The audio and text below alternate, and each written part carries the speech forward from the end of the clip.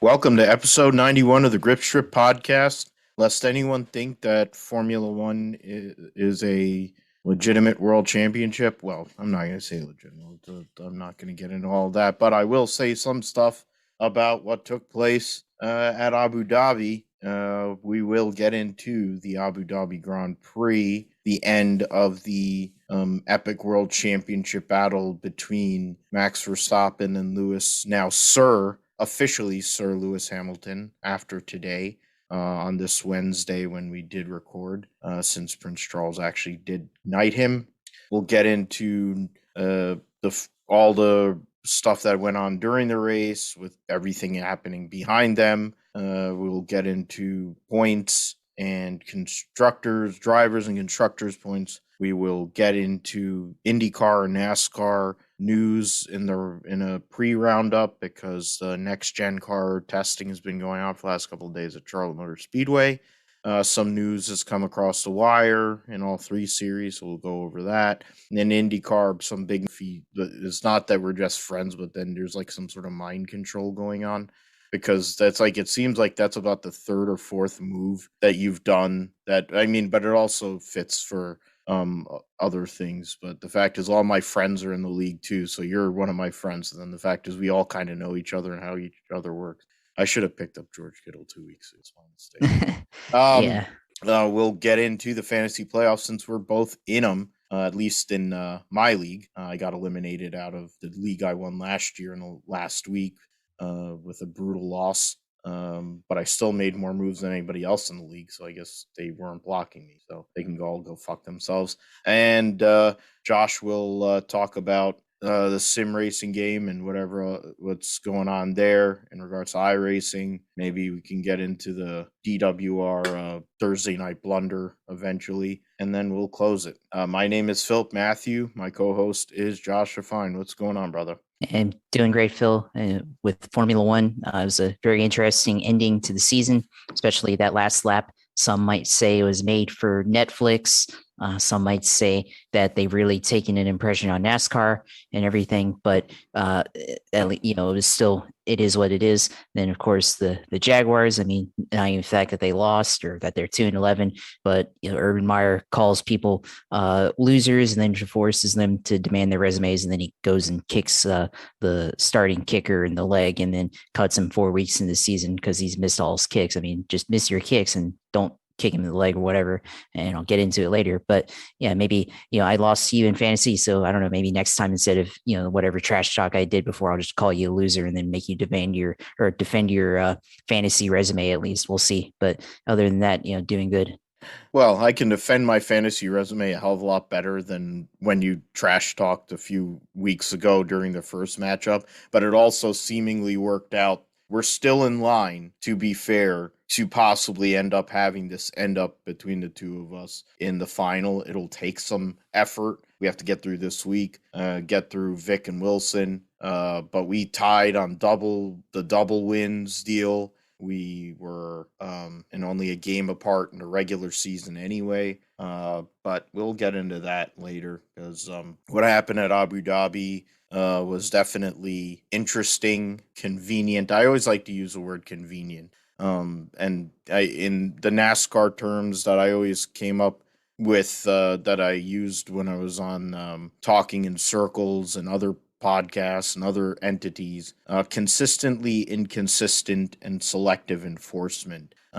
Michael Massey, over the past couple of weeks, has basically become a clown, who sits there and is the chief, I guess, the race director, but he doesn't look like he's race directing. It sounds like he's directing a crappy movie. And the fact of the matter is, that decision to at the end of the race. I mean, let's be clear here. Max Verstappen qualified on pole, after Lewis and Max basically been trading fast times all weekend. Max ends up getting the pole, but shitbeds a start. Lewis ends up getting the lead, pulling away, and they leave Sergio Perez out on track or they have, what is it? They have Sergio. I'm forgetting off the top if they had Max come in first and then Lewis came in to cover it off. That's what they did. Yeah, that's what they did. Yeah. And then Because Max's time. Sergio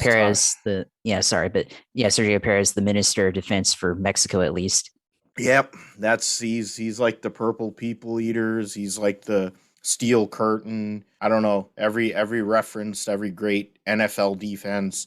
Sergio Perez literally parked his car like what was it, Vitaly Petrov did years ago to Fernando Alonso. But in this case, this was for the lead of the race and for the world championship too. And that, I mean, it was for the world championship for Fernando Alonso. He lost it behind Petrov. In this case, that was one of the many things that had to happen for Red Bull after Max shitbed the start. But even then, Lewis was able to get ahead, get past, and go ahead and build a gap. But then there was a VSC situation for Antonio Giovinazzi having whatever power unit or transmission deal. And then the crash that Nicholas Latifi had because he was actually trying to overtake someone, which for him doesn't happen very often. Mick Schumacher raced him pretty hard. I mean, we were joking around about it on the Grid Talk podcast that over the last 2 weeks, Mick Schumacher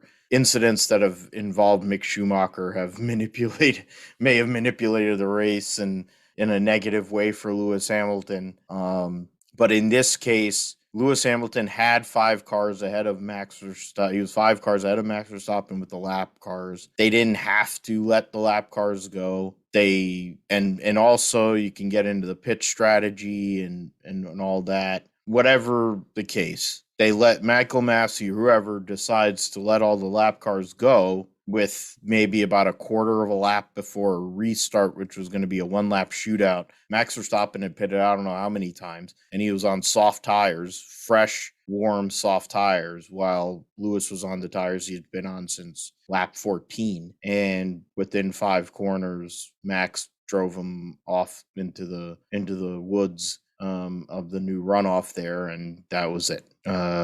World Championship, 22 races, decided by basically a green-white checkered situation akin to Baku, where of course Lewis also shitbagged the start there and gave away what would have been the points that would have won him the world championship in hindsight, amongst other places. But in the end, Max Verstappen and Red Bull win the World Drivers' Championship, one of the youngest world champions ever.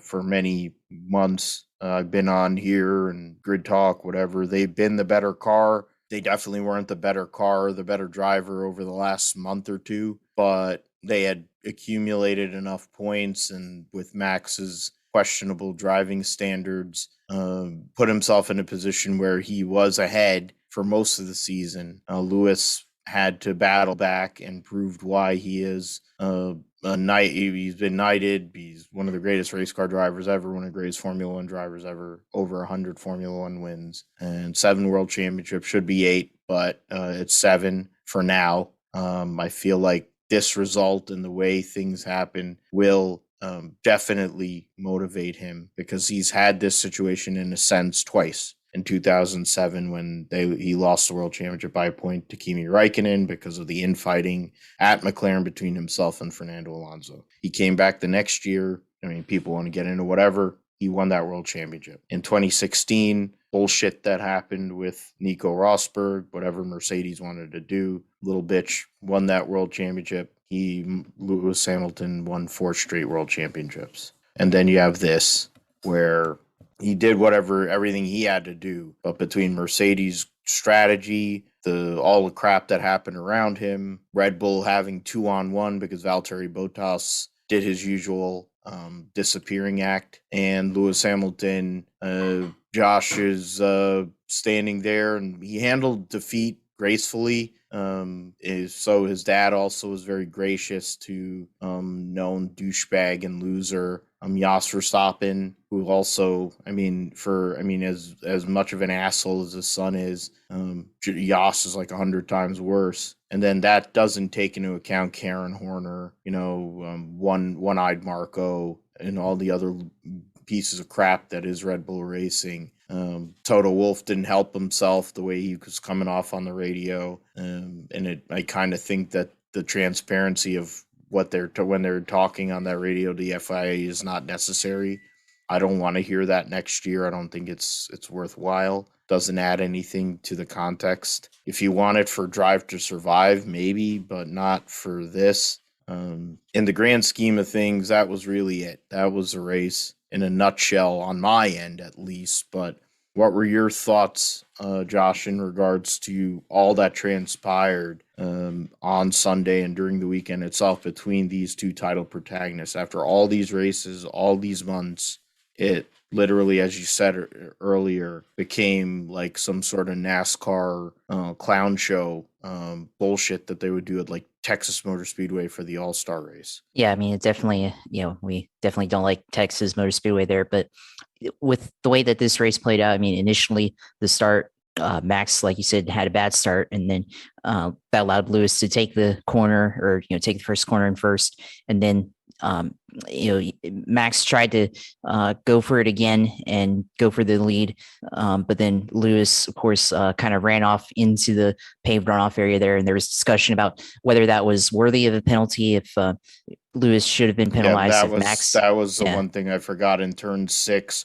Max didn't bother to turn the car, which is his usual MO. Lewis in turn said, well, if I turned into him, I'm going to damage my car. So he went off in the runoff. And then that was where the Karen Horner whining and all that started. But whether it's conjecture whether he gave up the time or not, but Lewis ended up putting in many fast times to pull away. So even if he had given up the time, there wasn't going to be DRS by the time Max, because of Lewis's pace advantage. Yeah, exactly there. I mean, even with all of that, like if Lewis had given back the position or whatever, he would have passed him anyways.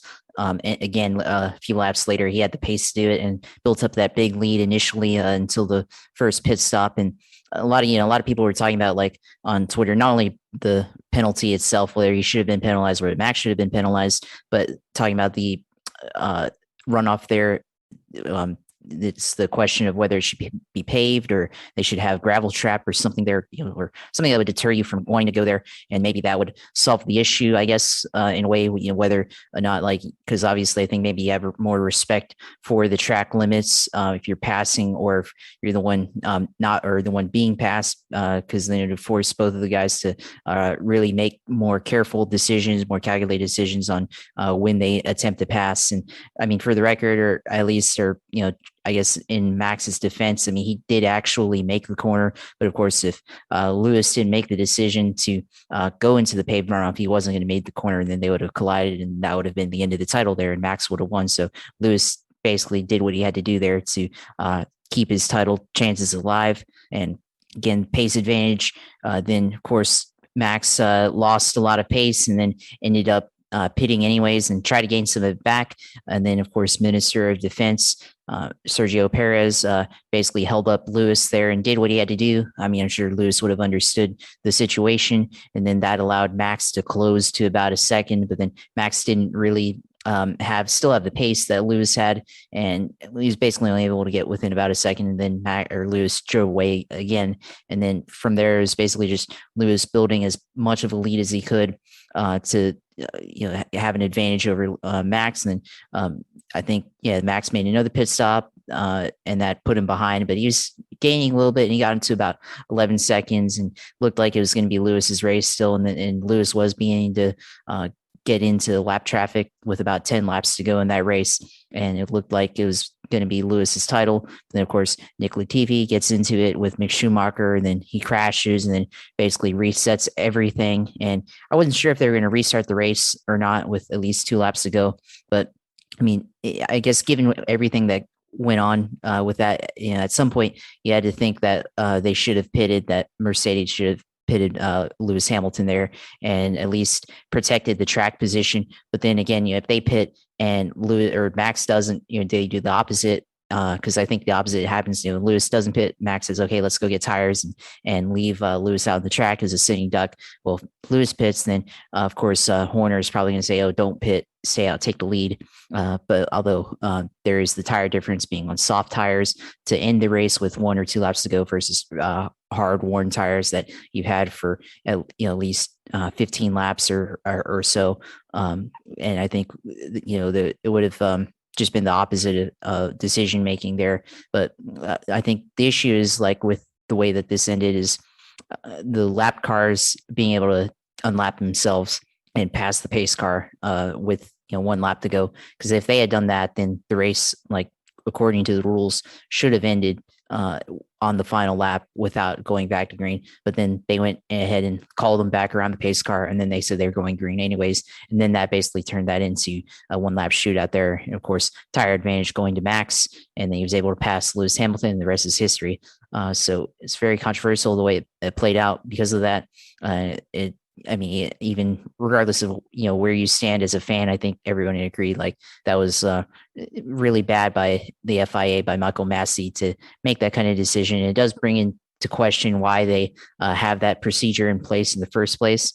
But at the same time, that is the procedure, and they're the ones making the decisions, and they should actually follow their own procedure instead of kind of throwing it out the window. I mean, it was kind of funny seeing Toto complain about it, and then Massey was like, "This is a motor race," and everything. But still, the arbitrary decision making there shouldn't happen, and they should still want to have some type of credibility there. So a lot of that playing out, of course. I mean, now we have Max as the champion and Lewis finishing in second. I mean, you can still see Lewis, still pissed about it, but he gave about as classy a response that he could give. Then, of course, the penalty, or not the penalty, but the stewards, they were protested by Toto Wolff and Mercedes, and they filed 2 protests, both of them being declined and everything. And now Max is officially the champion. So I guess life goes on. We'll go into 2022 with the new regulations, the new formula.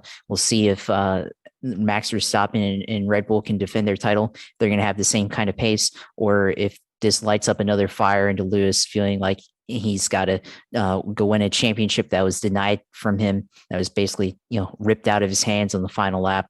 And if he goes out and goes on a tear next year in 2022, so we'll see if that actually does happen. Well, you could go, and I just thought about this, the way that 2008 happened, and he was a couple corners away from losing the championship to Felipe Massa. I guess you could say it like turnabout's fair play. I don't think it really.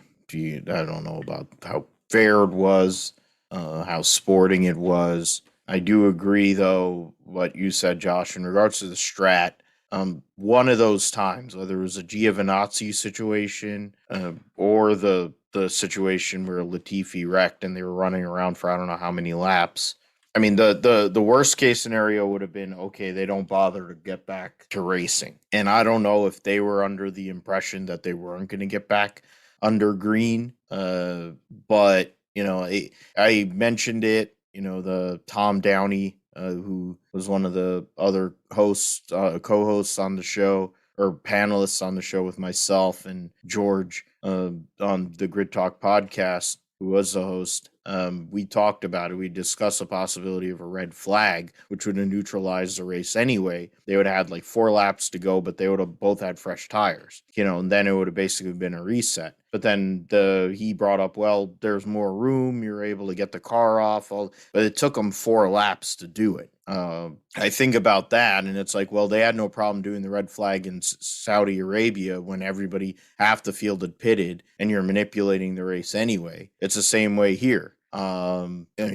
We can get into certain things. I mean, Michael Massey over the last couple of races if he's still the race director, I don't know how any of them respect him. They better not play the radio conversations all these people do. And then it's like all the NASCAR people talking about how it ended and what took place, and it's like, you have no business talking about yourselves or how things are, like these idiots on the TV idiots. It's like, you're part of it. You're part of this farce anyway. I mean, Formula One or whoever, like the TV I don't think Sky wanted it to end that way. I mean, of course, they'll say, "Oh, British bias," but there are people on there that don't care for Lewis, and it, and like Matt, what do you call Nico or whatever? But it's just pretty horrible, personally, and it's you could say it's salt, on my end after what Lewis had done to get back into this world championship, and I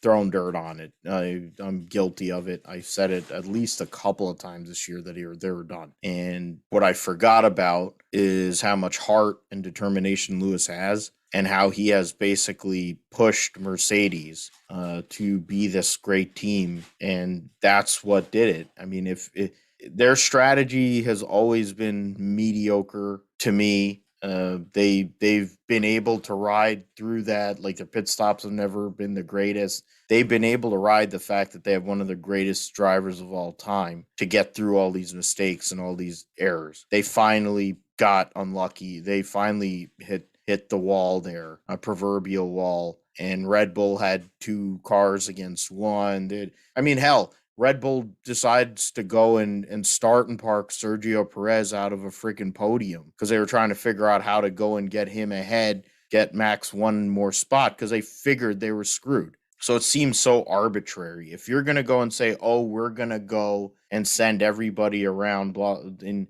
if you put that out there that this is what the call is going to be, then Lewis goes and pits probably. Max takes the lead on older tires. Then he was on a different set of tires anyway. He had came in during the VSC to pit for mediums, and Lewis stayed out. He would have had older tires. It wouldn't be as old as lap 14 to lap 58 tires as Lewis had. I just don't know. I don't. It doesn't. It rubs me the wrong way in the sense that Max Verstappen's a douche. I mean, he's a tool, just like Kyle Busch or some of them. Larson, whatever. They're really good driver. I mean, this is my thing. It's like he does have talent, but when you see him try to overtake people, or at least Lewis Hamilton, he makes very little effort to actually make the corner. He consistently seems to miss apexes and just go straight. To me, that's racecraft and intelligence and maturity. I'm sure we could go back in Lewis's time and Senna or some of these other people that Gilles Villeneuve, people who are considered those like great iconic names, even other guys people talk about like Nigel Mansell or whoever, and you can say, "Oh well, yeah, they had their moments like that too," but it's more habitual in the sense of Max Verstappen and his lack of wherewithal and lack of remorse is disturbing to me, frankly. And the fact that he's basically given carte blanche because he's treated like this crown prince by his stupid team, band of ballickers that he works for. I mean, he's just going to drive through somebody until he makes an airplane crash happen. Like, that's what he is. And frankly, that's his choice. And FIA doesn't want to go and do anything about it. That's their choice. He is the world champion, and they did a better job this year with the regulations. They did a better job with their car and the engine. Honda, this time on their 85th time coming in and leaving some sort of motorsport, they leave on the top, at least on the driver's side. They weren't going to win the constructors, and they didn't, but they gave away points, and I find that convenient that you have to pay per point. Every single point you make, you have to pay per point for construct to go and pay for next year's entry fee into the Formula One World Championship, and they conveniently parked Sergio Perez there with 3 laps to go or whatever it is, and said he had some sort of right here? I'm going on Racing Reference. What do they say that he had? Oil pressure. Okay, yeah. So that's a Roger Carter start and park excuse if I've ever seen one, since Roger Carter and some other person are going and trying to come back and taking destroyed Mike Mittler trucks and trying to go and run the truck series. So that's convenient. It's whatever. I'm not gonna be. I tried to be gracious, and I think I was pretty gracious on the Grid Talk podcast, and it's just frustrating, to watch that But what I do feel, and the one thing that's gotten me through, is the notion that Lewis has fought through twice before, and when something like this has happened and came back stronger. And I think Mercedes is going to have to be stronger. Number one, number two, George Russell is a way bigger, better fighter and way more aggressive and has way more heart, and wants to win. That's something that Valtteri Bottas, God bless his soul, whatever, he's going to drive around an Alfa Romeo in 15th, and he'll still get beat. I mean, now instead of getting beat by the likes of Sergio Perez or a McLaren driver or whatever, he's going to be battling the Haas cars. So, I mean, if he wants to get beat by Egghead, who didn't even make the race, they had to withdraw him because he got COVID. I mean, I'm not going to say what I just thought in regards to Egghead and COVID, but it's he was a big problem. I mean, Mercedes and their terrible strategy was one piece, but Valtteri Bottas basically disappearing during most races this year was a fundamental issue for why Mercedes and Lewis Hamilton are not drivers world champions. He's not I mean, I'm not blaming Valtteri Bottas. At the end of the day, there's a reason why Valtteri Bottas is being replaced by George Russell. And yeah, the race on Sunday was a prime example of that. If he was up there, at least he could take Sergio Perez out of the way. Maybe they'd get into an interplay and go whatever. We're not sitting here in this spot, at least being on the wrong side of that deal. Max Verstappen wins by 2.25 seconds over Lewis Hamilton. The smooth operator, Carlos Sainz, finished third. The AlphaTauris of Yuki Tsunoda getting his best career finish in fourth, and Pierre Gasly finished fourth, and then Pierre Gasly finished fifth. So that was a great job by that team. A couple races too late after the Alpine team basically fucked them in the ass. Bottas sixth, Lando Norris seventh, Alonso, Ocon, and Charles Leclerc round out the top 10. There are only 14 finishers in the race. Vettel was the last car on the lead lap. Ricciardo had a nightmare. Stroll, I think, had issues during the race. The Aston Martins just had a kind of nightmarish night. Mick Schumacher was the last finisher after running hard with Latifi. Perez, I just said, starting park. Latifi had the crash. Giovinazzi had a hydraulic issue. George Russell gearbox issue. And Kimi Räikkönen in his last Grand Prix, what ends up with it being 349th Grand Prix, they said, or some shit like that. Yeah, I think it was 349. Yeah, he ends up having brake failure and has to retire from his last race. The standings, Max Verstappen wins the world championship by 8 points. Had a worse average finish, but he had won 10 poles. He had one more podium, and he had 2 more wins. 10 wins, 18 podiums, and 10 poles versus Lewis Hamilton's 8 wins and 17 podiums and 5 poles.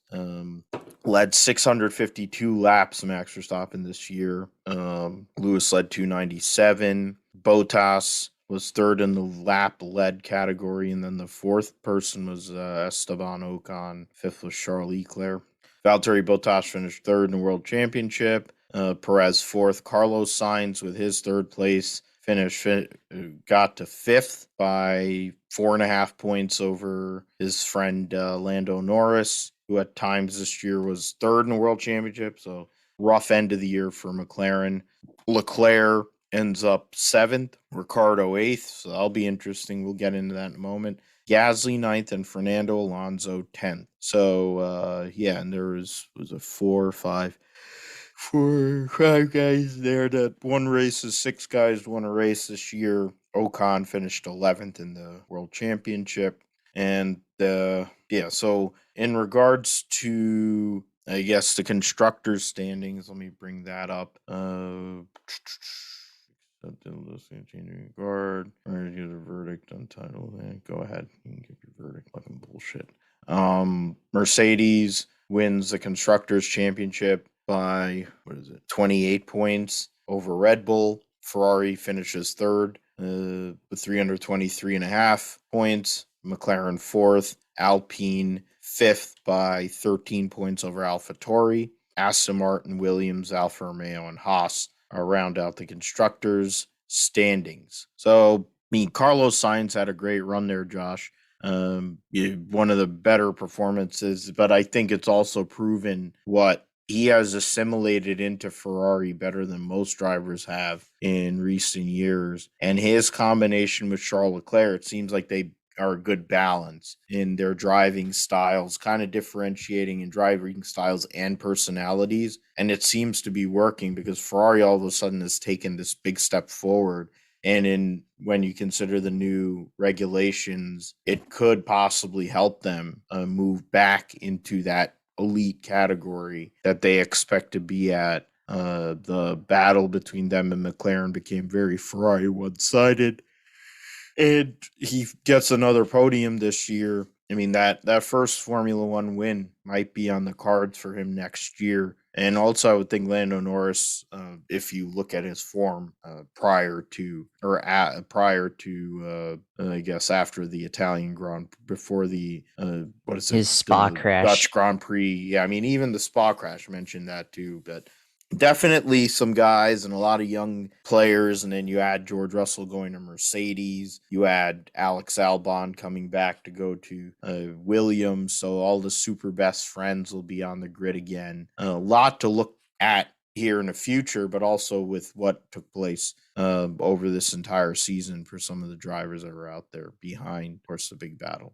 Yeah, of course, especially with Carlos Sainz, like I think we all kind of were just paying attention to Max versus Lewis for the most part. Then out of nowhere, Carlos Sainz goes out and gets third, gets the podium there. So good note to end for Ferrari for that team. And I think when you look at Sainz, you look at what Charles Leclerc is able to do, especially what he could have done at Monaco earlier this year. They could have easily won that race, given the way that race usually plays out. Of course, if he didn't crash in the formation lap and didn't have issues with qualifying, but I think they both work together very well. And think next year with the way that the regulations are going to work out, yeah, I think definitely could see Ferrari. Possibly, maybe they'll challenge Red Bull for second in the points. We'll see for the constructors title. We'll see if it happens. I think for both of those drivers, could easily see one of them winning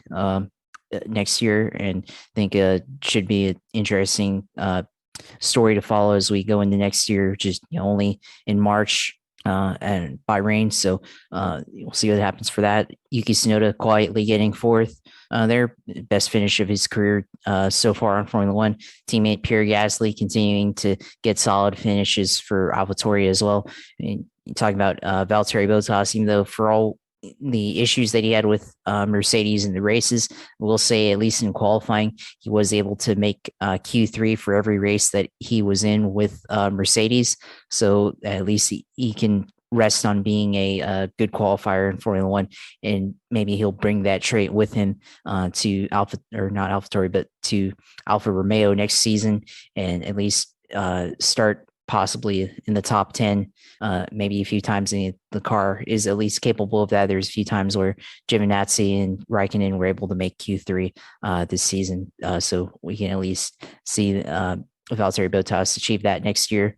And then Alonso, Ocon, they definitely finished 8 and 9. They got El Plan, as the joke was, on the back of their rear wing on Sunday. Lando Norris, 7th, solid into the season. Started third.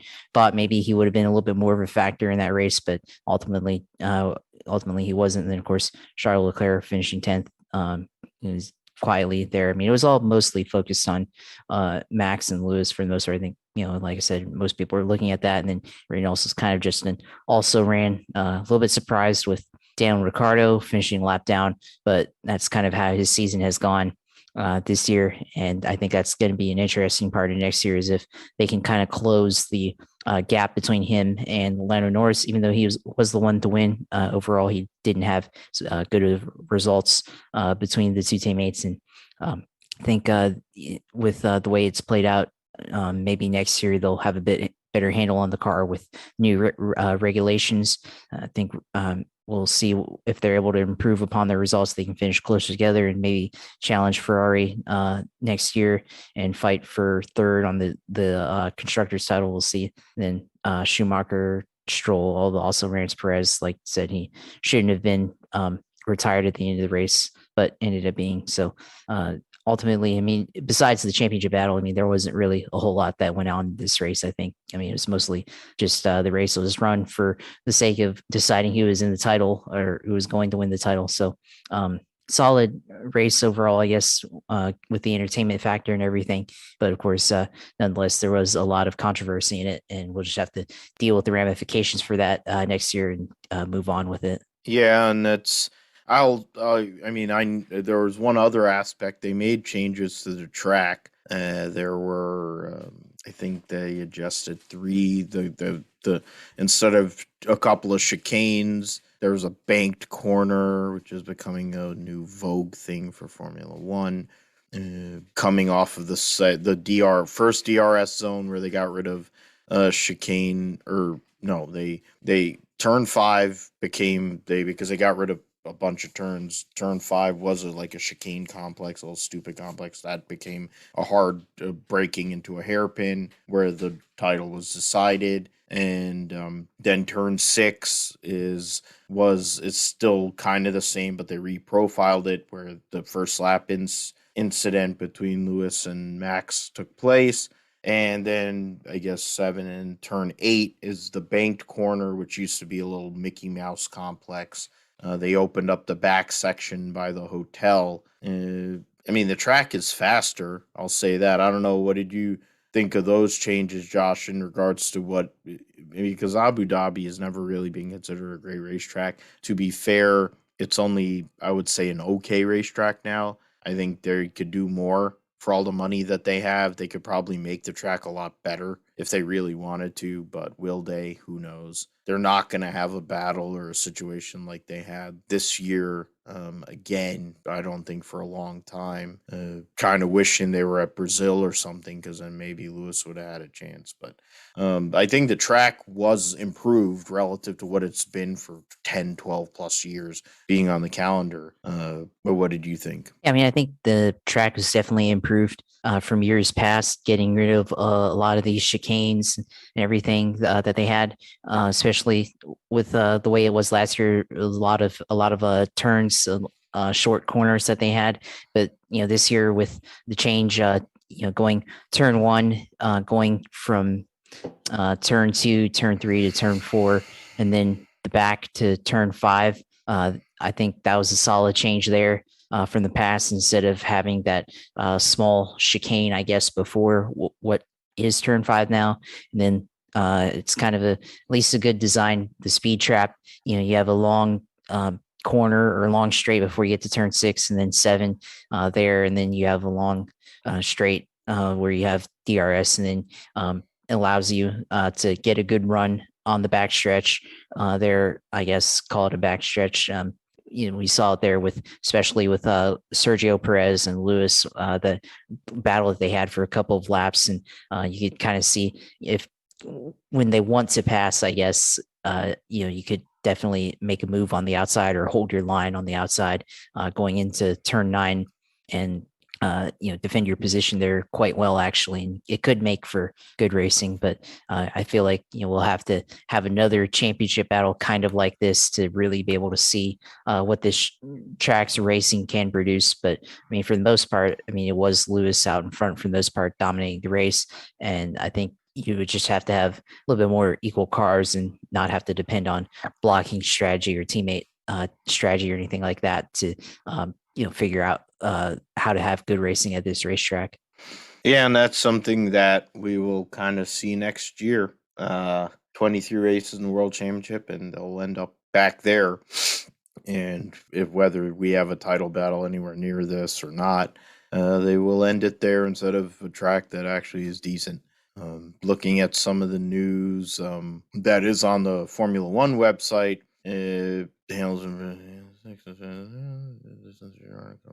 Quarantine retired on number 24. Alex Albon on number 23.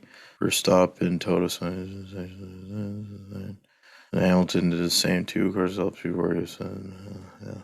So in the end, Max Verstappen will be running the number one next year on his car. at in Red Bull for being the world champion, and in gracious in defeat were all the Mercedes people. Yeah, that's kind of by design. You'd figure that. And the young driver test that took place, and with some of the other people that are moving around, George Russell gets the test for Mercedes, Valtteri Bottas for Alfa Romeo, along with his new teammate Guan Yu Zhou out of the F2 ranks, out of the Alpine Driver Academy, and now he's going to be driving for Alfa Romeo. So there'll be a new driver combination there at that team, the Sauber team.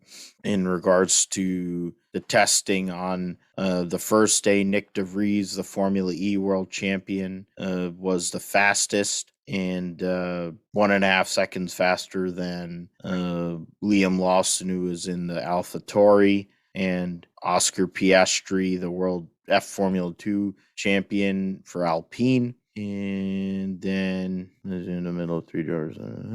Last of those, Pato Award, driving for McLaren, and as part of a deal for him winning his first IndyCar race this year with Zach Brown. Guan Yu Zhou for Alpha. Yuri Vips in the Red Bull, but he had an incident. Nick Yeloli, whoever the hell he is.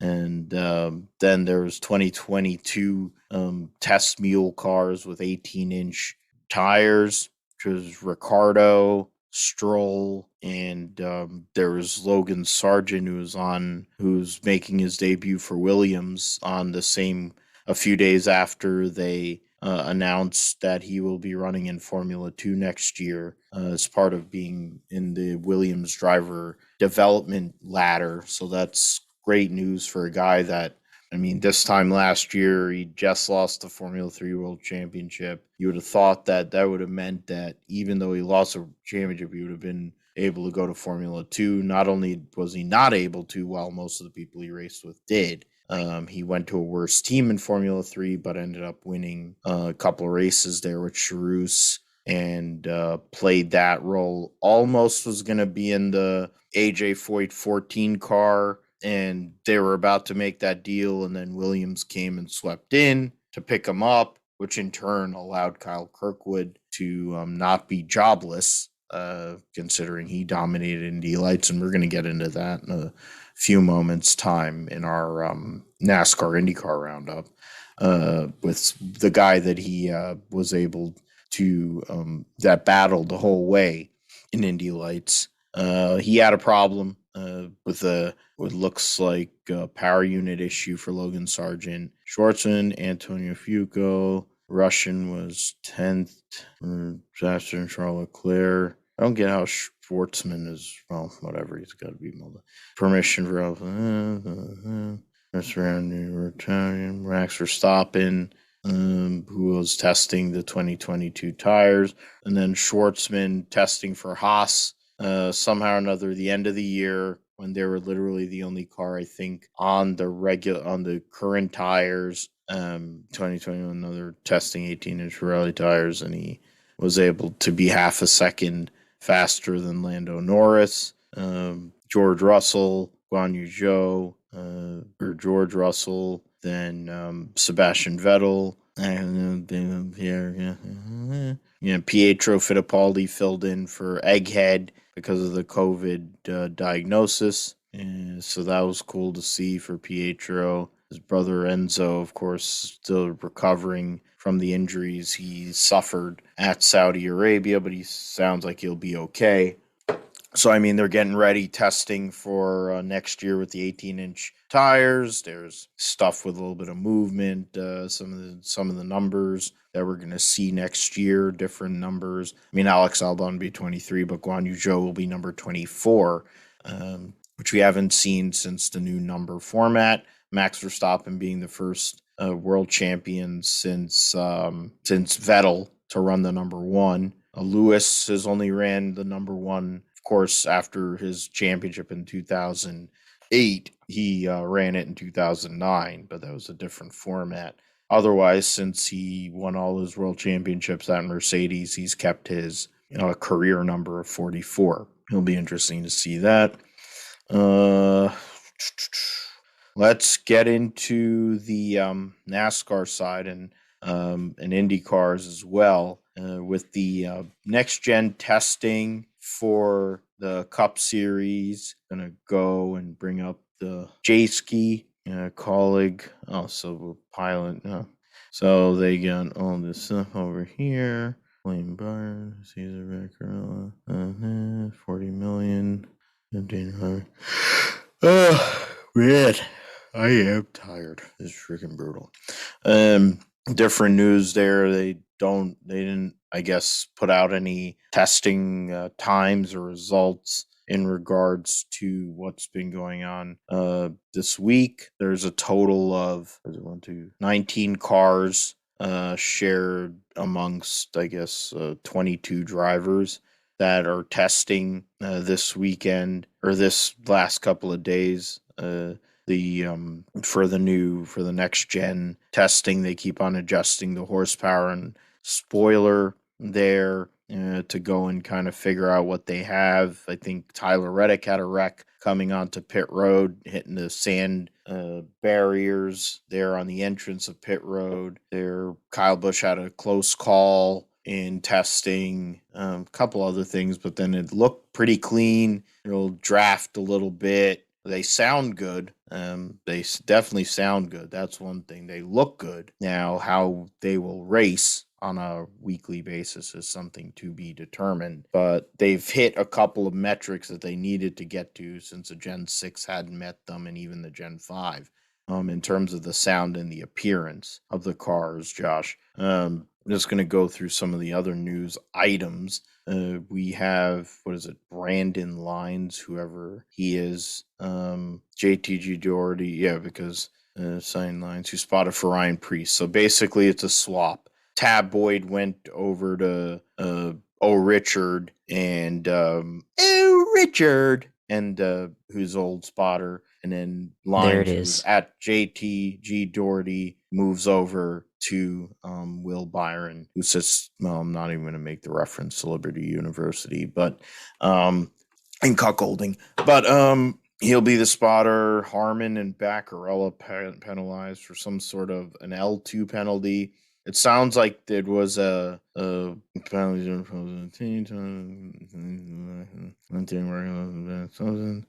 I think it was some sort of charity thing, but then it's Mike Harmon, so what do you expect? The number 31, I guess 31 looks good. Yeah, so there will be a new number through colleague. It's an old, I guess it's been part of RCR for a while. Everybody thinks about the 31. Thing about RCR and that car, whether it was Neil Bonnet first or, Skinner, Robbie Gordon, et cetera, Jeff Burton, Nonek. So now the 31, so it'll be the 16 and the 31 for colleague racing next year. The 31 will be the full-time car with Justin Haley, and the 16 will have AJ Allmendinger, defending Xfinity champion and new teammate Daniel Hemrick, who I'm wearing his first race shirt, autographed, his first cup race shirt, and Noah Gregson. And then Gagson, who probably brings some sort of, inbred Rittenhouse sponsorship or whatever to justify that. But whatever it is, they'll share that car. Hopefully for Hemrick's case, he does well enough between the Xfinity ride and his limited cup races to go and get that second seat instead of Gagson. We'll see right here. There's other announcements in regards to Rockingham and World or whatever Gateway doing renovations and stuff. So that's positive, especially for Gateway, where they're going to be hosting a cup race next year. That's cool to see. Mason Massey is going to be taking over for Josh Williams basically at DGM Racing, running the majority of the races in what sounds like the number 91, which I'm thinking about Mario Goslin. I'm trying to remember what numbers he ran over his time. It seems like a number he ran. Raja Karuth, who's going to be running for the Alpha Prime team next year, along with the Rev Racing team in ARCA, won the Wendell Scott Trailblazer Award. Equity Prime Mortgage, joining Jesse Awuji Motorsport, which I don't know. That sounds like Focus Factor for whatever petty GMS. Landing Castle, that's a big piece of news that he's going to be joining Colleague in that third car. So it'll be Allmendinger, Hamrick, and Landing Castle basically getting the best ride he's had in, I don't know, in 13 years, whatever. I don't know. I think the junior motorsports ride might have been the best ride he ever had. And now he's back in really competitive equipment with a crypto company sponsoring him. Last week, of course, Josh Williams, BJ McLeod Motorsports, Haley Deegan. Oh, they announced it today. Resign. Well, that's not shocking to anybody considering NASCAR's whoring her out on their social media, Ford's whoring her out. And then that's, she was nondescript this year in the Truck Series. I mean, she's fucking Nick Sanchez these days, I think. No, it's some guy named, I forgot his name's Chase. Chase Cabry, whatever, right? He's Cabry, who's in K&N East or whatever. I think he's just her video guy or whatever now. I don't think he's racing anything now, but yeah. Yeah, but they're fucking. And then The Onion, Todd Bodine is going to be running a second Halmar Friesen truck with Camping World sponsorship. What is it? Vegas, Darlington, Texas, Snoroma, Nashville, and his last race will be at Pocono, so that'll be something. What is it that shows? Lucas Oil Raceway will be IRP. They're going to actually call it IRP with Lucas Oil in there. So a lot of different points there. Anything that stood out to you in regards to the news of the last week, Josh, for the NASCAR side? I mean, I think the next gen testing and what we're seeing there with the cars, you're testing them in really cold temperatures. I guess at the end of the year, we might see some of this stuff kind of translate. Need to be in warmer temperatures since the majority of the season will be in warmer temperatures. But getting this data, getting this time is a good thing. I'm just kind of curious what you're looking at in regards to next gen testing and some of the other stuff that's gone on, some of the other announcements that have taken place over this last week. I mean, starting off with the next gen testing, I mean, I think it is important, gathering data, seeing what the cars look like, especially today. They did a mock pack race test, restart test today, and I actually didn't see video of it beyond the takeoff part of it. I have to go back and look at it, but what is the cars? What do they look like when they run side by side at some of these 1.5-mile tracks? I mean, we've seen what they look like sort of at the super speedway. There's been some clips of a small 6-car pack that they had at Daytona back in September or August, and we saw kind of what it looked like there, but not really a good sample size. And now today they've gotten to a pack again, and we'll see if they can actually close up on each other. They can, if in the straightaways they can draft behind each other, but in the corners they can use the draft and actually either stay behind the car and not lose traction, or they can make a slingshot type of move and actually pass each other in the corners, and then the other car behind can go behind and repass them or something, or it's going to end up looking like something like IRL back in the mid 2000s or something like that. So we'll see what happens there. I do agree with you though. They should test in warmer months. That's kind of been my criticism overall with the implementation of testing for this car. They really, they didn't really do a whole lot of testing, and I think maybe some of it's because of the COVID stuff. But at the same time, I mean, they could have done a lot more integration, I guess, with the car. And when you look at the time that they've had to get this car rolled out, I mean, you would have liked to have seen like what does this car actually look like performing in the summer months, especially when the racetrack is hot and when it's slick, like it's going to be at, most of these races. I mean, we will have an idea of what it looks like in high grip races in the fall or nighttime racing, particularly earlier in the year where it's going to be cooler and you're going to have a lot of ton of grip, ton of downforce.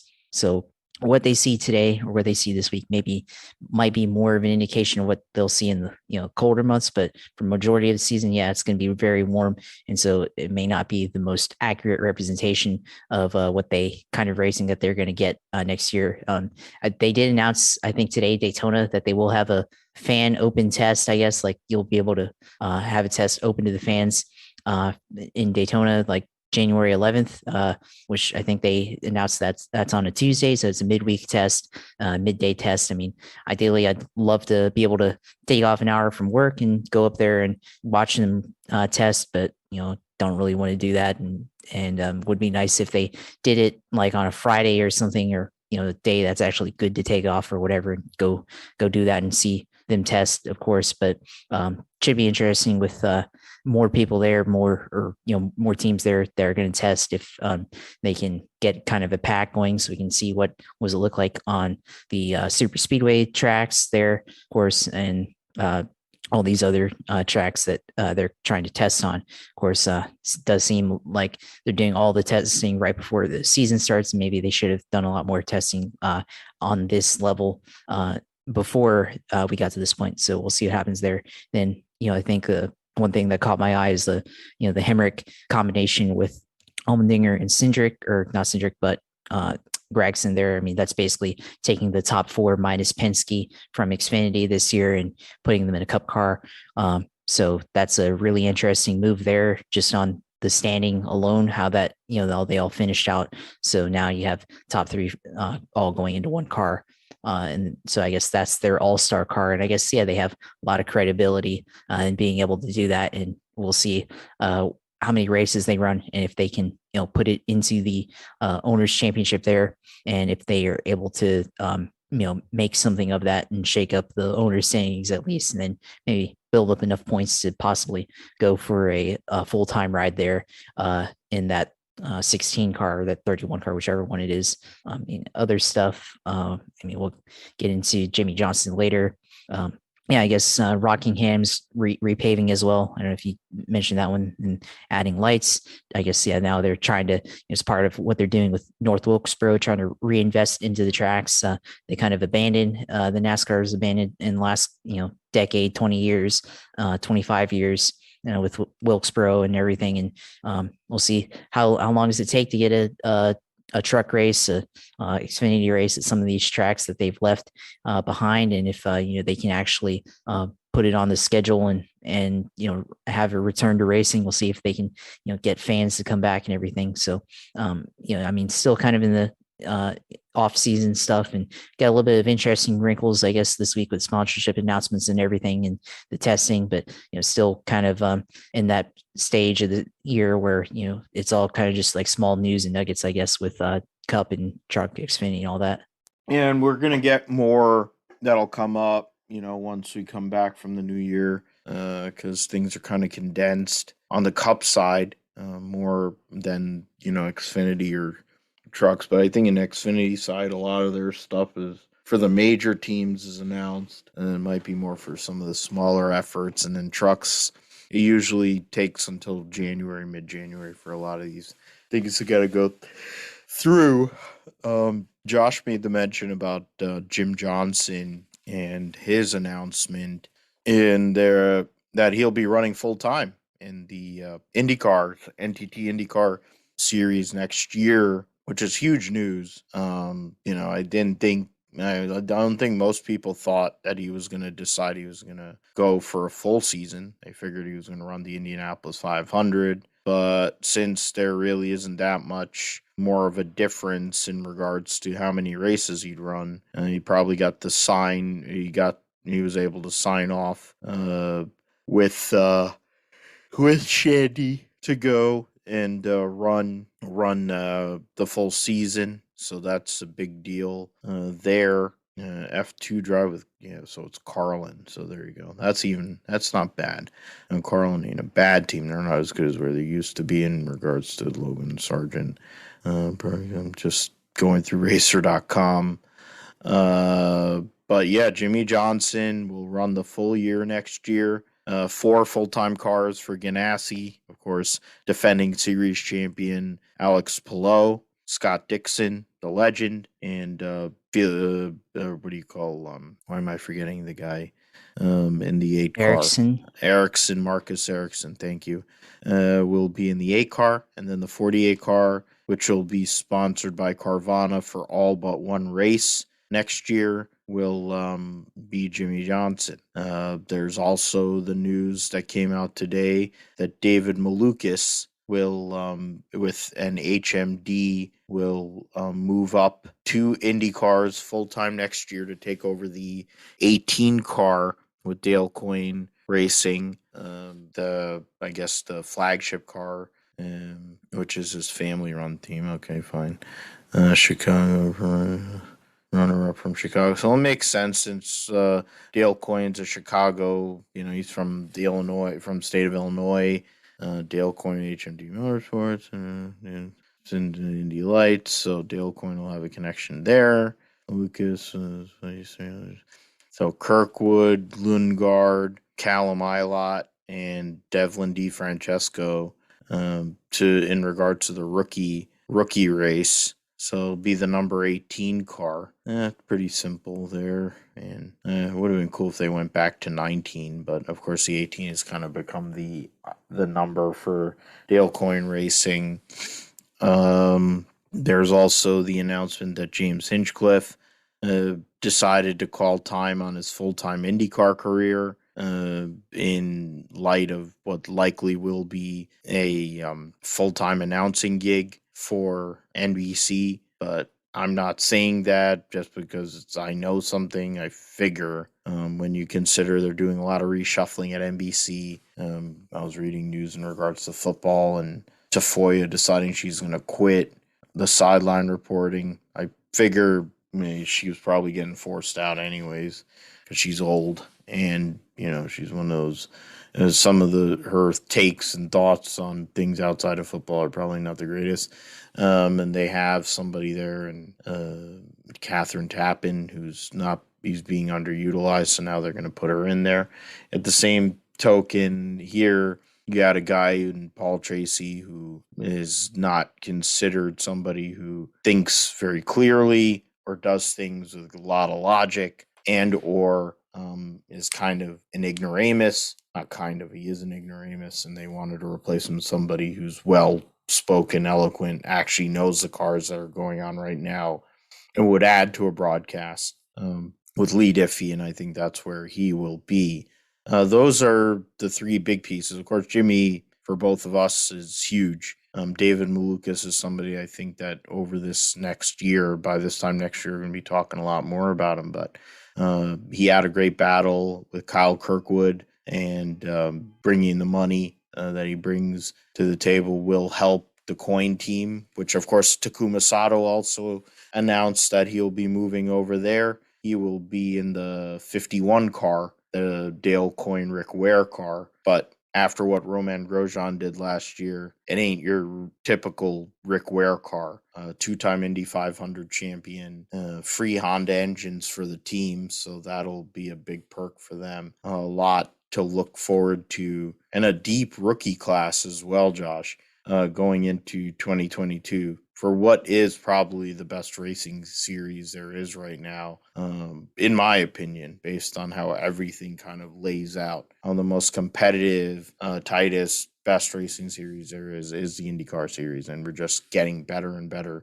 more driver talent, and a 7-time NASCAR champion, a guy who's won championships in all different forms of motorsports, one of the great racing drivers ever, and Jimmy Johnson committing to a full season in 2022. Yeah, I mean, for sure with Jimmy Johnson, especially with the way that he's wanting to approach his IndyCar career, wanted to try the more challenging tracks first, the road course schedule, and we saw his struggles there. And I mean, there were points in some of these races last year where you could see him beginning to get it in these cars and having better lap times. And then once he did the oval test, once he did Texas and then Indianapolis, I think it was pretty much a given that they would eventually announce a deal for him to go full time. And it's pretty much a open secret that it was going to happen. And then finally today announcing that, I think, for me, I'm pretty excited to see what Jimmy can do on these ovals and the IndyCar. I mean, this is more natural form of racing, I guess, having been 20 years in NASCAR, and he's certainly been a good driver at Indianapolis, winning 4 Brickyard 400s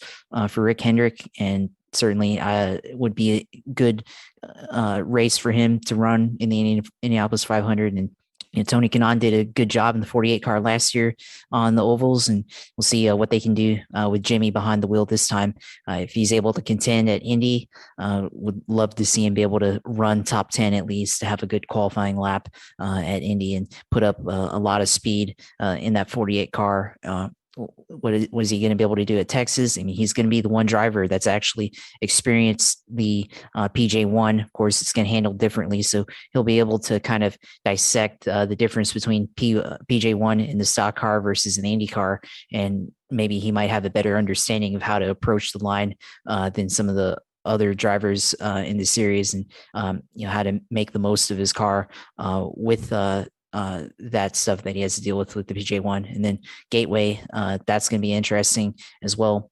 Jimmy's, I think he's a pretty good short track racer, short oval racer, but Gateway is a tough, challenging track. You have one corner that's more narrower than the other. Turn 3 and turn 4 are flatter and a little bit more narrow. And then turn 1, turn 2 have a little bit more banking in it. So should be interesting for Jimmy what he's able to do at Gateway.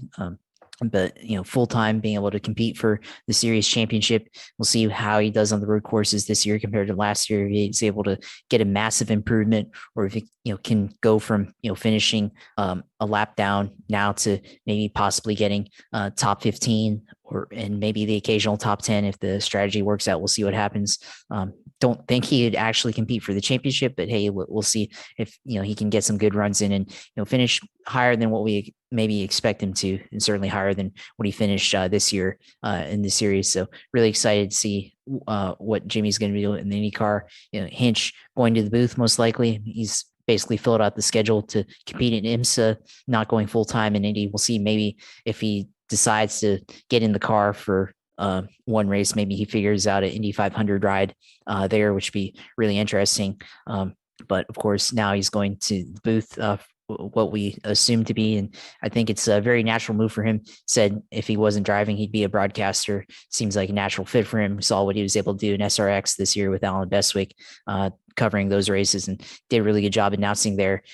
He brought up in his background with Dale Jr. Download last year, talking about his aspirations and everything, and said could have been easily a racing journalist. Well, now here's his chance, get a little bit more fresh perspective. Everybody talks about PT's bad behavior and everything, but in the booth, him and Townsend Bell basically sounded like the same person.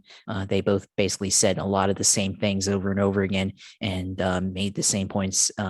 And so there was almost like just two people saying the same things. And, when you need to be able to grow the fan base for IndyCar, IndyCar, like you said, is a really good series. I think it's better than, in terms of racing, it's better than Formula One. Just doesn't have the appeal, or, the mass appeal to it that Formula One does. And so if they begin to make the broadcast a lot better, I think it would attract more fans that want to watch it on TV and everything. And then, of course, for the series itself, Jimmy going full time should give it more credibility and maybe draw in some more of the NASCAR fans that are trying to get interested into IndyCar racing next year. So we'll see what happens there. And of course, Maluka's going full time or going to DCR, again, adds to the rookie class and certainly adds another depth to the series, and again, makes it very competitive, makes the series more interesting to watch. So a lot of the storylines we'll be able to see next year, and hopefully it goes into a positive result, and we see the IndyCar series continue to grow, continue put on good racing overall throughout 2022. Yeah, definitely a lot to unpack there, and there's a lot of time between now and St. Pete for the Indy cars. We still don't know who's going to be the road course driver for Ed Carpenter Racing. there might be some other announcements in regards to drivers and teams, not only for races during the season, but also the Indianapolis 500, along with who will be on TV for NBC next year. The roundup will commence with Formula 2 coverage from last week. What's it called? Abu Dhabi Formula 2. Oscar Piastri won. Was it there? He won. He finished in race one. Jan Daruvula for Carlin won over Felipe Drogovic, and Oscar Piastri finished third for Prema. Schwartzman, Liam Lawson, the top five. In race two, I'm waiting on the computer. Of course, there's issues with the computer. Of course. Why am I having this issue? I know in race three, Oscar Piastri won, which isn't shocking considering he ended up being the champion, but he'll still end up being on the sidelines and being the test driver for Alpine. Guan Yu Zhou and Drogovic were the top three. Pocher, Schwartzman, the top five. In race two, Guan Yu Zhou won over Schwartzman and Boschong. Tinktum and Drogovic, the top five. The final standings in the Formula 2 World Championship, 60.5 point difference between Oscar Piastri and Robert Schwartzman. Guan Yu Zhou finished third. Tinktum and Pocher, your top five. You're going to the Vips, Daruvula, Drogovic, Lawson, Boschong. Those are your top 10 in Formula 2 for Extreme E. Trying to go and get that there. Extreme E. They've had, I don't know why there's such a delay, but they're running this coming weekend on at the Island Ypres.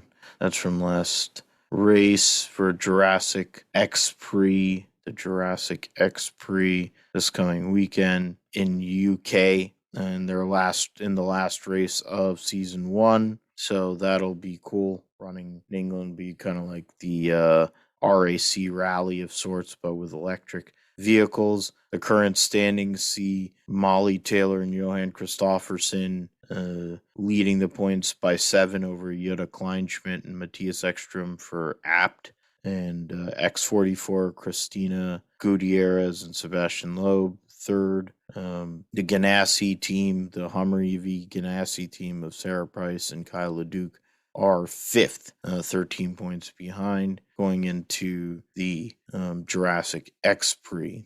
And then sports car news, there's a bunch of stuff going on. Richard Westbrook, longtime prototype GT guy from England, will join Tristan Vautier at JDC Miller Motorsports in the number 5 Mustang sampling car. Loic Duval will run all the Enduros, and then Ben Keating will run as a fourth driver at Daytona, trying to get that elusive Rolex watch. Juan Pablo Montoya has announced that he will run for the where am I looking? He'll be running for Dragon Speed, Dragon Elton Speed. Julian's team. He ran Le Mans. But now this coming year he'll run in IMSA with Henrik Hedman in the LMP2 category, and then he will, in the other piece is that Sebastian, his son, 16-year-old son, will be in one of the cars for Daytona, which would be cool to see. There's other something. And then there's a new LMP3 team that's going to be coming in and racing with former Viper driver Kuno Whitmer, based out of Canada, so it makes sense. Kuno Whitmer, and then they'll have Lars Kern and Matt Bell. Lars Kern full season, and Matt Bell for the Rolex 24. I'm trying to see what else is going on. IMSA. And then what is it? Will Stevens will join Ricky Taylor, Philippe Albuquerque, Alexander Rossi in the Konica Minolta Acura. Stevens, and then Rossi will race Daytona Okay, so Rossi's only on the Rolex. Okay, so Will Stevens will be a part of the full or for the Enduros, former Formula E driver, and that's a winning car. It's a car that seems to win all the time at Daytona. So at least we'll see if they're able to continue that. Trying to see what else is there. Nothing else for now for the roundup. So we'll allow Josh to go and rant about his Jacksonville Jaguars and what's wrong with them and what's wrong with their coach. Yeah, of course. Well, this is what I've been wanting to talk about. I need to get this out because, it's just frustrating to watch this happen. I mean, it's actually hilarious, but at the same time, when you think about it, it's like this isn't what we wanted. This isn't what we wanted to see. We brought in Urban Meyer to bring the team from the gutter, and yet he's dug us further into the gutter. He's hurting Trevor Lawrence's growth and everything, and just it's not working out. I mean, they lost 20-0 to Tennessee on Sunday at Tennessee. It doesn't even really matter. Offense was mostly terrible for the most part. Defense was okay, but they still lost and everything. But the bigger part is Urban Meyer continuing to undermine the team. Of course, we knew earlier this year went to a bar when he should have flown home with the team. Not really the issue that he went to a bar, even though he was with someone other than his wife, but really that he left the team after they lost and did not fly home with the team when they lost, and didn't do any debrief or anything with the team after they did that. But then now this year, or now this weekend, reports come out, Urban Meyer undermining the team, calling coaches losers, or calling them losers, and then saying he's a winner, and then demanding that they defend their resumes as a coach and where they have won in their careers. Very ridiculous. Apparently, the veteran wide receiver Marvin Jones had an argument with him, and then he walked out of the building, and then had to walk. They had to convince him to come back to practice, and then they had a heated argument. Meyer and Jones both kind of denied that and said it was they handled it like adults and everything. But I questioned that, and I'll get into why I questioned that in a minute. Other things like that he ordered the benching of James Robinson after he had said that he didn't know why he was not in the game in the first place after the Los Angeles Rams game. Now it's seeming like, well, now he ordered the benching of Robinson, where he was out of the game for like 20 plays until the third quarter after fumbling the ball in the first quarter for the Jags and everything. So a lot of mess and everything. Probably didn't say everything that happened in the report from Tom Pelissaro, NFL.com. And it's just, they played like they were distracted, like they didn't like the coach and everything. They don't respect the coach. And it's very clear that players don't respect the coach. So now there's a report today coming out that he kicked Josh Lambo in the shin or in the leg, whatever, while Lambo's doing a lunge stretch pregame in preseason, by the way, for the Jags. The last preseason game against Dallas Cowboys, kicked him in the leg and said, dipshit, make your fucking kicks stay or something like that. And, I mean, you say make your fucking kicks or whatever to the kicker, but he can't actually touch him like that, other than, a pat on the back or whatever, arm around the shoulder. But, he goes and kicks him. And I mean, I feel like that's probably cause. There's been rumors about Jags trying to fire Urban Meyer for cause, and I think I think that's the out there. I mean, you can't do that. They've got to investigate that. Whatever. It's just embarrassing to watch. I mean, frustrating and everything. I mean, I didn't think I'd get mad at the Jaguars this year because I had sort of low expectations for the year, but I mean, I guess maybe I was naive to Urban Meyer, his coaching experience outside of winning, because it seems like a guy's just a toxic personality and everything. I mean, the way that this is playing out, on social media, all these breaking stories of tension in the building and everything, the way that just seems like all these reports are dropping and everything. I mean, almost feels like we're back in the President Trump era, where reports and everything coming out of disarray in the White House and all that stuff. And, I'm not, I mean, I guess, yeah, that's the only way I'm going to make a comparison there. I mean, I think some of that was overstated, but this here, how it's playing out, I mean, looks like everything that the reporters are saying is accurate and everything. And I can tell because it seems like the report, like Urban denies it, but then they go out and report back like, oh no, this is what happened and everything. And so after what initially happened, and yeah, it's not looking good for him. I mean, Shad's gotta let him go. I don't really understand. I mean, this has to be it. What they do, because like when Tom Coughlin got fired, when he got fired from the Jags in 2019, they said the NFLPA came out and had a report, and it was said, they abuse of the players by the front office, finding them for petty things and all that stuff. And then within hours of the report, Tom Coughlin got dismissed by the Jags. Shad Khan put out a statement then, like within maybe 2 or 3 hours of that report.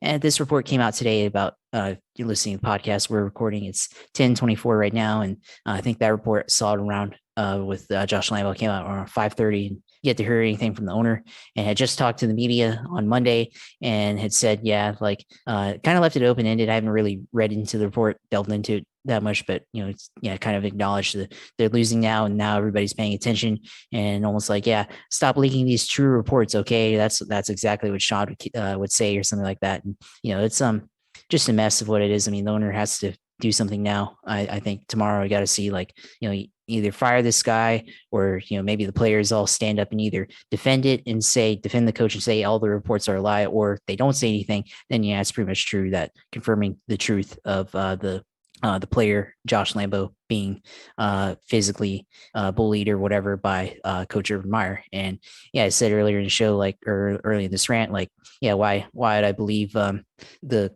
report, I guess, today is because, well, now Lambo is going out, said it in the report 10 baby times. Now he's going on First Coast News in Jacksonville saying what the story is behind that. And there has been, issues of tension and everything and all that stuff. So it's just, sad to watch. And, Jaguars already been bad 10 last 11 seasons, all had at least 10 losses, losing and everything. And just, it's bad overall. But, when you already bad, and then you go out and get this guy and then says he's going to make it all better, then makes it all even worse than it was last year. I mean, I don't, can't go beyond this year. I mean, just let them lose. I mean, why can't we lose in peace? Like, just let us lose. No, none of this drama. Like, why do we have to have this? This is totally unnecessary. It just shows, like, if you had, you can't focus on football. Trevor said today, you can't focus on winning if you have all this negative drama around you and everything, and takes toll on the players.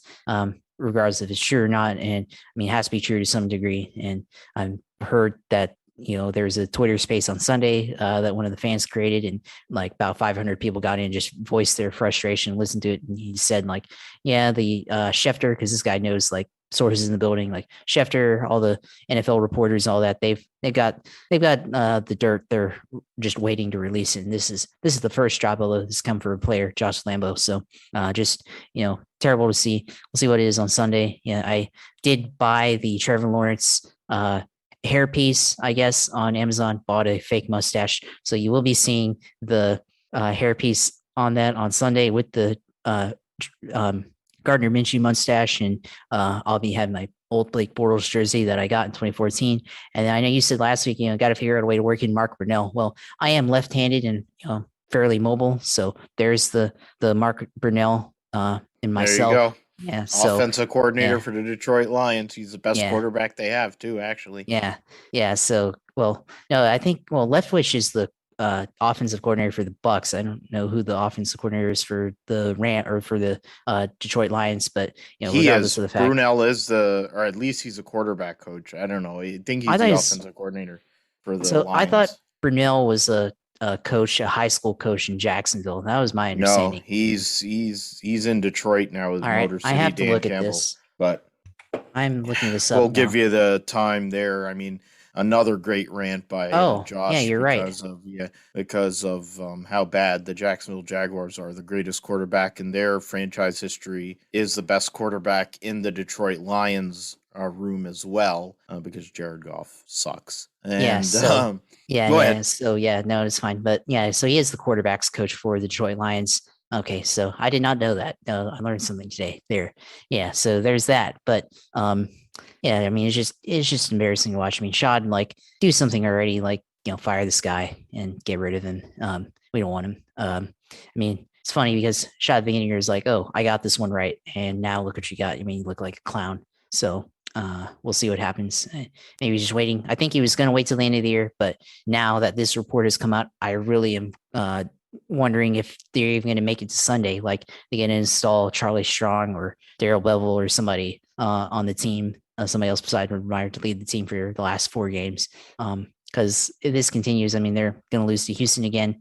I don't see they could beat the Jets. They could maybe not beat the Jets. Definitely going to lose to the Patriots, and then definitely get creamed by the Colts at home because they are probably going to need to win that game to make it into the playoffs for this year. So I think they're one of the wild card teams or something like that. So just a lot of dysfunction, tension at self-inflicted. All you had to do is own it. They painted it on the walls, own it, and Urban Meyer has not owned it, and it's just insane and whatever. I mean, can't really find anything else to say, but it's just it's not acceptable for a professional organization. But Shad Khan, this is on you. So do what you need to do, and may actually be in the building because he's an absentee owner. He's only there like I don't know once a month, or I don't know how many times he's there per year, per week. But I mean, it's clear to me that he's not in the building enough to actually know what's going on.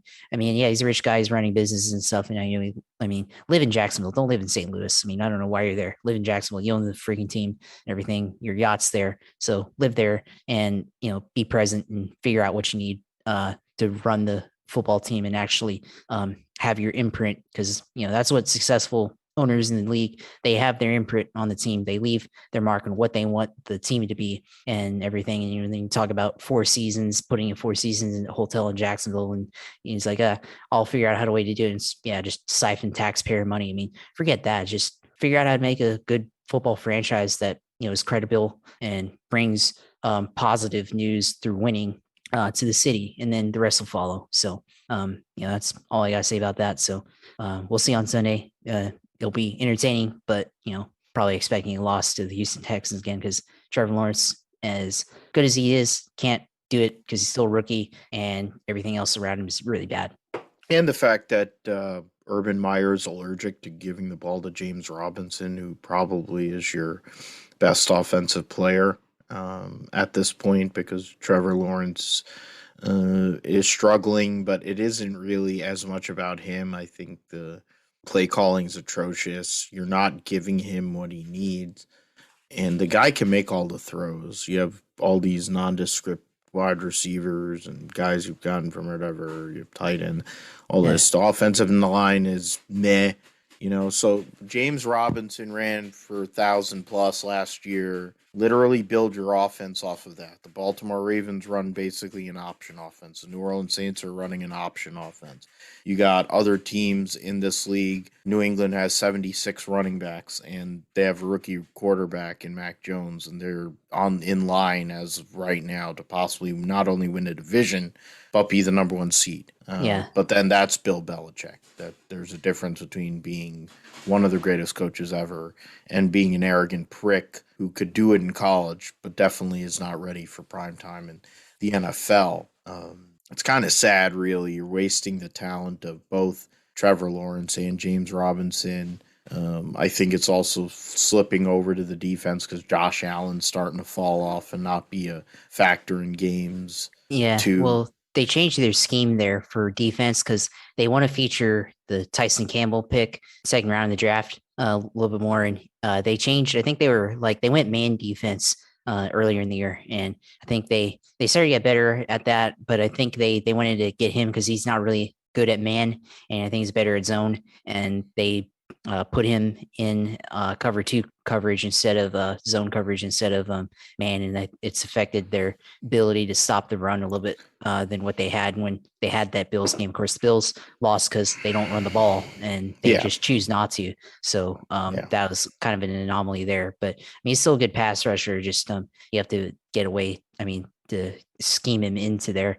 And the other thing is from that game, I forgot that there was a clip where the wide receivers literally ran into each other on a route combination. They somebody ran the brown route or something and both ran into each other. And then Trevor threw it in that area and then it just, went onto the ground, which, of course is good. No interception there, but the ball being thrown or not going to the other team there, but they ran into each other. And Jimmy Smith quote tweeted that gif of that clip or whatever, and it's like, yeah, this is on the wide receiver coaches, this is bad coaching, and it is. Yeah, and it's something that unfortunately for Jacksonville, it's been way too often bad coaching and bad leadership. But Urban Meyer is a whole different level, and because of his arrogance and whatever, he'll probably get hired back by Fox if he got fired. To work some of these bowl games they'll have, or if they have any bowl games, and he'll go and sit there until a job comes up because, of course, there are. I don't even remember if there are any more jobs. I mean, he ain't going to take anything this year, but he'll probably want a job somewhere. I think he kind of wished he was available for the USC job. He would have probably taken that instead of Lincoln Riley or Oklahoma because he would have looked like some sort of hero there. But either way, he's a dick. Niners side looking a lot better here in recent weeks with the way they've been playing and their whatchamacall, their win at Cincinnati in a game where it looked like it might go the wrong way, but they were able to stand up and get through. Jimmy Garoppolo, I think, was one of the leading passers last week in terms of total yards. Joe Burrow was destroying our zone defense, passing everybody and anybody. Jamar Chase was beating and burning Josh Norman on the regular, whoever else. But the Niners defense is the epitome of the bend but don't break. Nick Bosa was able to get a couple hits on Joe Burrow, which helped sack him. The offense, George Kittle, he's subhuman. I don't know how to describe him. He's literally the heart and soul of this organization. He makes catches that very few people can make. He sells out in a way very few people would. Debo wasn't a huge factor in this game. Yes, he scored a touchdown. Ayuk was a huge factor, which is great, which means the React team,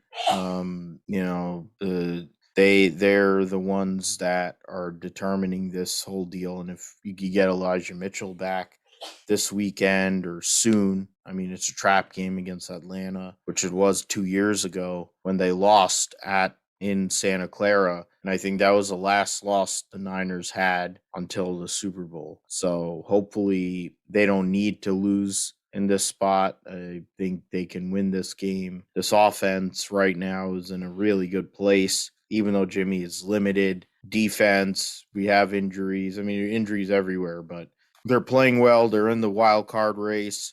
The LA Rams win on Monday night, keeps them in the division, albeit very minimally. Need to win 2 out of the last 4. 3 will definitely get us in if we win 3 out of the last 4.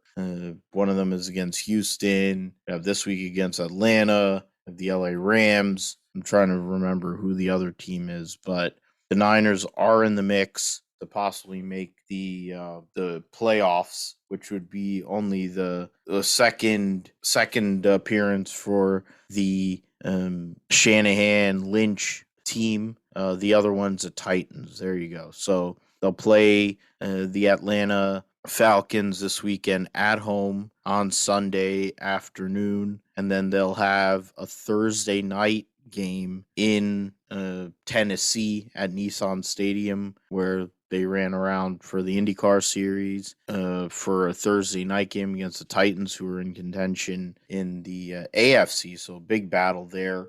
Then they'll have, what's it called, 23rd? They'll have over a week. I mean, they'll have 10 days to prepare for the Titans, which will be their last home game. And they'll go on the road on the 9th, January 9th, which will be week 18, to play the Rams in Inglewood to end the season, which as of now, if things kind of keep on going where they're going, I feel like that's going to be flexed into Sunday Night Football. So Falcons, Titans, Texans, Rams, Titans and Texans, 2 teams Josh is very familiar with. The Titans game without Derrick Henry, without A.J. Brown, it looks a lot different than what it would have been if they were at full strength. Titans have not been doing great recently, but they're a tough team. Mike Vrabel's one of the better coaches in the league. They're going to be tough to beat, but that's going to be an interesting game on Thursday Night Football for sure. Here coming up next week, we'll talk about it on the GSP for sure. Now, in terms of fantasy, football fall brawl league. Josh, you ended up finishing third in the regular season, so you get the third seed here and get a chance to play Joey, who the defending league winner, who you played I think last year in the final.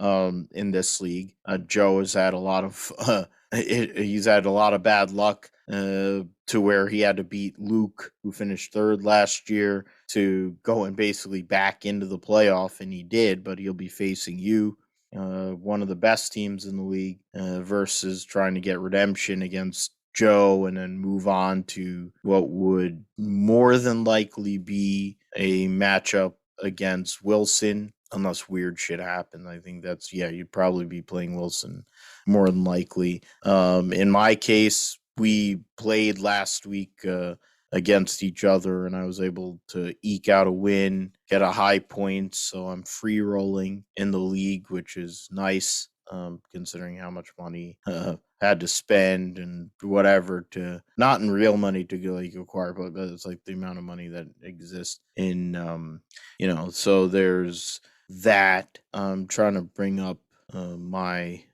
bring up the fantasy football league if you want to go and kind of talk about what you're looking at for your matchup here this week and what your other teams are going to do. Yeah, I mean, for this matchup here, man, I think starting out, like, I mean, you beat me pretty good this week, but or this past week, but I think a lot of that was because Lamar Jackson got injured on Yep. Sunday and left the game early in the first quarter. So we'll see what John Harbaugh says later in the week, and if he's able to come out and play.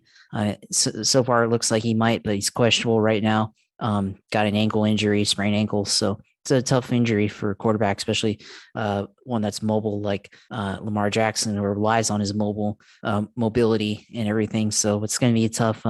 I mean, I've got Cam Newton on the bench, but I might have to pick up somebody else if Lamar can't go, because Cam hasn't played all that well since he's returned. He's only had like one good game, I think, as a fantasy quarterback. But I picked up George Kittle.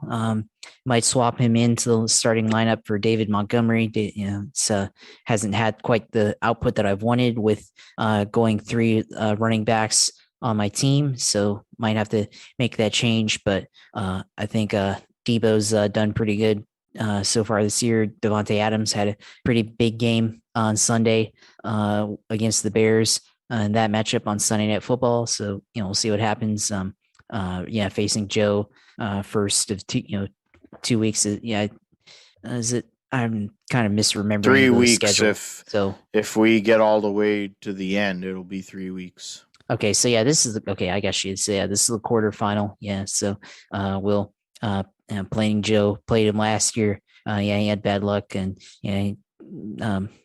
projected to win right now 210 over 195. We'll see if it happens, but should be a good matchup. But I already did beat him this year, so hopefully Maine's the same, and you're playing Manny this week, so should be an easy matchup for you, I feel like. And then next week we'll be going against, I'll probably playing Vic again, I think, and then you'll play Wilson, I think, if I'm correct in this, and then we'll see what happens.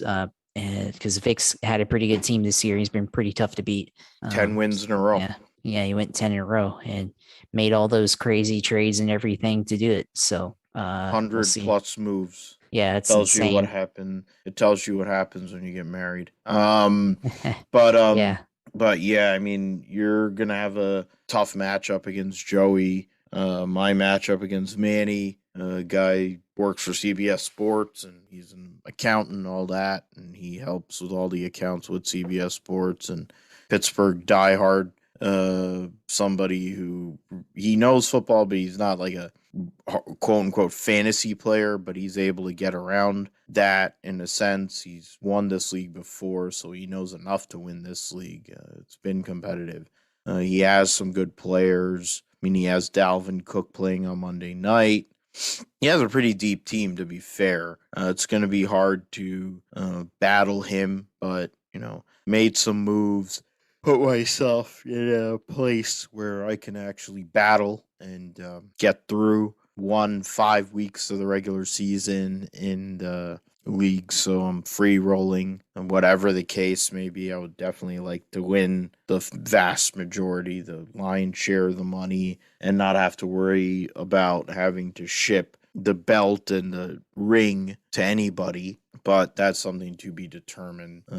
We'll see what happens. You never know with fantasy football. I mean, my other team, I had a pretty good team. I had Christian McCaffrey on that team. That started the roll downward to where now I'm out of the playoffs there, and the other, whatever, the sleeper league, the keeper deal ended up getting eliminated, but we made something of the season after where we started. But all my eggs are basically in this basket in regards to what will happen. I think if both Josh and I win, I'd end up playing Vic, and Josh would play Wilson. If Josh were to lose to Joe, then I would end up playing Wilson. But that'll be something to see later. Trying to go and make the most of this situation, possibly go and get a W and move myself on into the next round of the playoffs. With that, Josh, you can tell us what's going on in regards to you and the Sims, who you're racing, what you're looking to do here in the next few weeks as things kind of slow down in the racing calendar. Yeah, I mean, first of all, going just to go back to fantasy real quick, my other team, I got eliminated from the playoffs going into the playoff seeding. Lost the last game, which I needed to win to get in. I was in first place, and I lost on a tiebreaker to somebody else because they scored like 200 more points than me. But it's fine and everything. I mean, it was a 13-team league, and there's only 4 playoff spots. Feel like maybe they could have made it bigger, but it's whatever. Just focus on this league, the one that I actually paid to be in and everything. Just focus on that and go for the money, go for the belt and everything. So we'll see what happens there. But now going on to iRacing. This week been doing IndyCar, the fixed oval series, Michigan International Speedway, the newest one, not the old unrepaved, this one now, the repaved one since 2012. It's got a lot of grip and everything. The Highline isn't as effective, but it does work, especially when you get up into a pack. It's basically like watching pack racing. It's basically 1998 US 500 on steroids and everything. And you got a lot of drafting up front, and if you use the line up top, you can make up a lot of time. So I was able to do on Monday and get up into the top 5. But once you actually need to go up and make a pass for your lead, you got to start using the bottom or the middle, because the top is good. Like when cars get up bunched up together and you have nowhere to go, and you don't want to get into that dirty air, get that turbulent air on your nose, on your front wing. All the clean air is up top, and then once you get up to the lead, you need more pace and everything. You got to start using the bottom, and that was something I had to learn about. Ended up finishing 4th, and that one kind of ended under caution, so wasn't able to make a last lap move or anything, or set up the move for the last lap to win. But it's pretty interesting. I tried 2 attempts at that, but got taken out early on for issues or whatever. But probably race a few more times of that one throughout the week and try that. The Formula One car got released. Haven't had a chance to try it out yet. Need to take some time and try out that car. Should be real fun to drive, especially like around some tracks like Silverstone, Watkins Glen, what else? Suzuka, Daytona, the road course Daytona, Indianapolis road course, all these good road courses that natural road courses that iRacing has online, Spa. So got to try it out on there, and everything. We'll try to, if I get the car and feel comfortable enough, probably try to stream it and everything. Maybe some of the other road courses, the Mazda MX-5 car, always good. I mean, it's a basic car in iRacing for road racing, but it's so fun to drive. Really just slide the car around in the corners and everything, and really put it through a lot without needing to take care of the car. So definitely try that. Xfinity also is at Michigan, so we'll probably be trying to run that series, and again, kind of using the top, using the middle with that car. It's especially fun. The Xfinity car is low downforce as well, so it's real fun. Being able to just drive it up and deep into the corner, and then lift about mid center, and then catch the car back.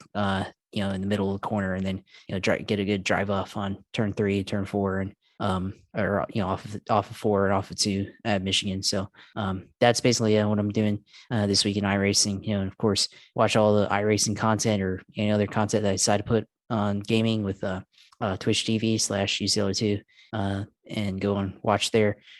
Try to get the link out, share it and everything, and let you know when you can watch and can see me drive and everything, and hopefully it's a good result, and we can have fun with it and all that stuff, of course. And then social media, go ahead and just start the close and everything. The social media, of course, follow Twitter at JP Huffine, and so we'll be tweeting all the Jags hot takes, all the retweets, and sharing all the Jags news, all the racing news and everything, with what we see this Sunday, and all the chaos and everything that's gone on this 2021 Jag season, and any other stuff that I'm interested in. So it's where you can go subscribe and follow me on social media and streaming. Yeah, absolutely. Follow Josh in regards to his racing. As I would say on the show, I mean, he's really good. Great racecraft, great ability with the strategy to go and do what he needs to do to go and win and compete, and the level, with the guys that you have to race against in iRacing in general. For me, I'm at Philip G. Matthew on Twitter. We have the Grip Strip podcast is on Podbean, so philipgmatthew.com is my blog site where the show is able to appear, along with other stuff in regards to the shows being posted. I'm trying to bring that up right there.